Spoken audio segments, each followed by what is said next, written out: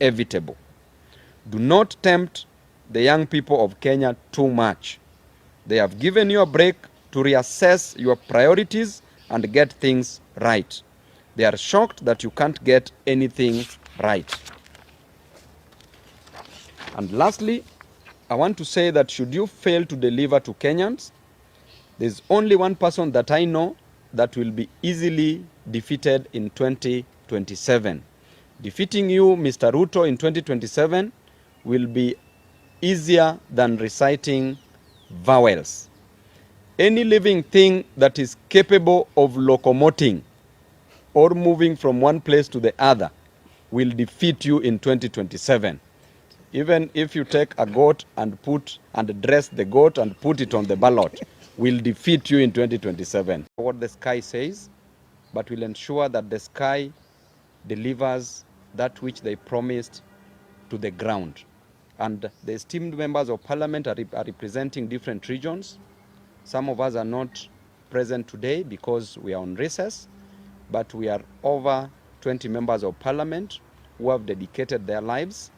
They have agreed, they want to toil and moil, and they will never sit on their hands to see Kenyans suffer. Today, we are here.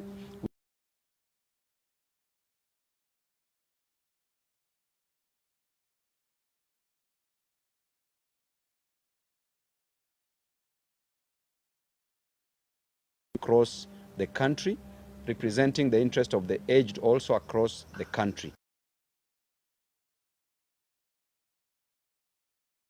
From the Western region, Busia County, Honorable Catherine Omanyo, also representing the interest of Kenyans across this nation.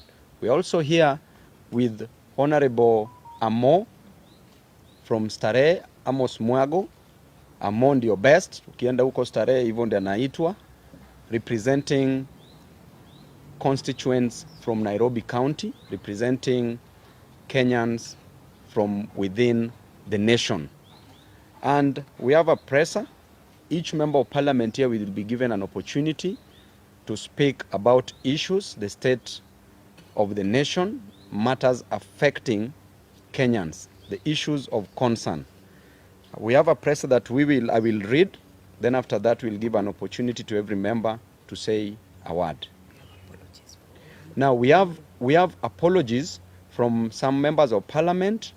Mheshimiwa Kibagendi from Kisii County.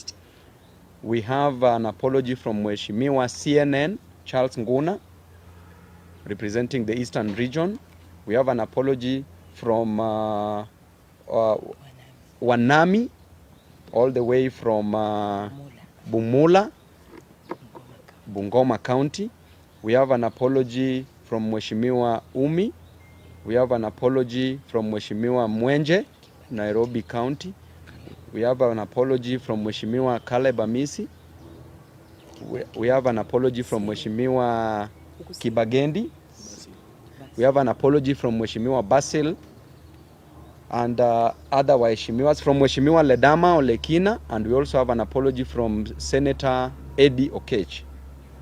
So we will read this, and we'll also give you a way forward on how we will be working as Team Ground moving forward. Our fellow citizens, let me once more start by expressing my solidarity with the Kenyan youth and families who have lost their lives, sustained injuries, been abducted, or whose loved ones are still missing to date following the protests by the young people of Kenya who have been calling for good governance of their country. We are making this address in response to the many phone calls, text messages, social media uproar, and direct requests to us by distressed Kenyans who feel the political class has abandoned them after the recent constitution of a new cabinet by President Ruto.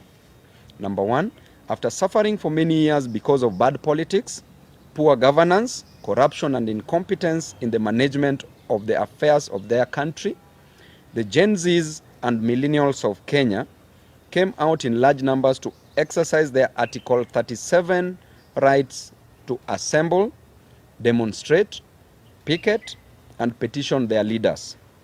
In this bold move, they outlined the issues they wanted the president to address to reduce their suffering and to create opportunities for them. After withdrawing the draconian Finance Bill 2024 and dissolving his incompetent cabinet, President Ruto promised that he would engage in an open national dialogue to listen and get the issue at stake with young Kenyans before forming another cabinet.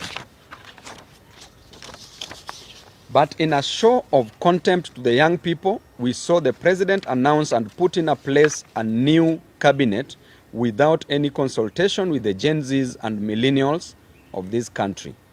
He has since held no dialogue or any engagement to ascertain the problems that led to the recent protests. Fellow Kenyans, before any grass has grown on the fresh graves of our youth recently killed, before people who are badly wounded in the protest have healed, and while so many families are still searching for their loved ones who were abducted by state agents, we have been shocked to see President Ruto return to his default mode of shuttling from one country to another and on working from the top of vehicles, apparently launching invisible government projects.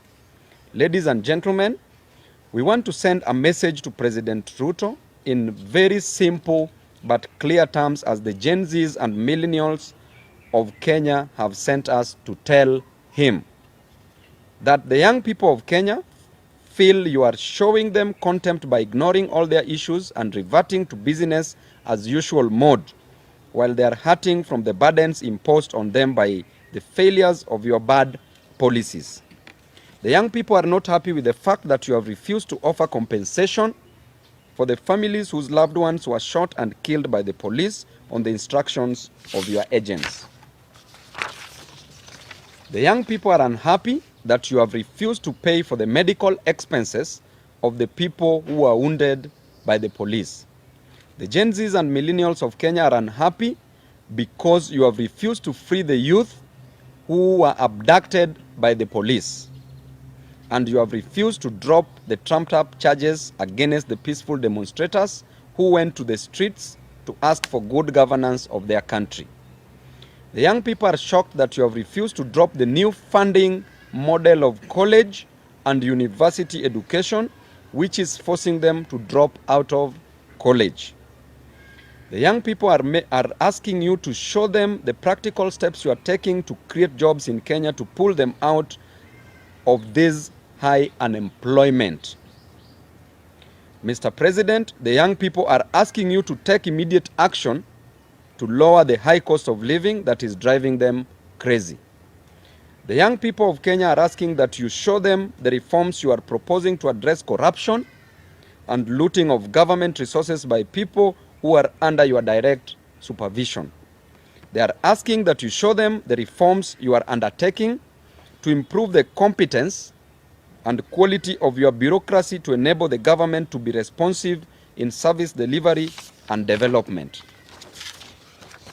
Mr. President, it is a matter of just a few months and another Finance Bill 2025 will be facing Kenyans again. The young people of Kenya are worried that on March 2025 will find them with no change at all, and they will be forced back to the streets to protest poor governance and poor policies and to reject the Finance Bill 2025. As a youthful leader in this country, together with other youthful leaders and other leaders, we want to appeal to you in a special way that you take your time off the top of your vehicles and sit down with your top advisors, including your new cabinet, and review and change the bad policies that your administration unleashed on Kenyans for the last 2 financial years. Kindly consider the welfare of the children of this country.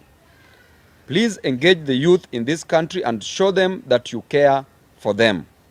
Take practical steps to demonstrate that you have the interests of the youth of Kenya at heart before you revert to your default mode of stating in public things stating in public things that you don't mean and you don't intend.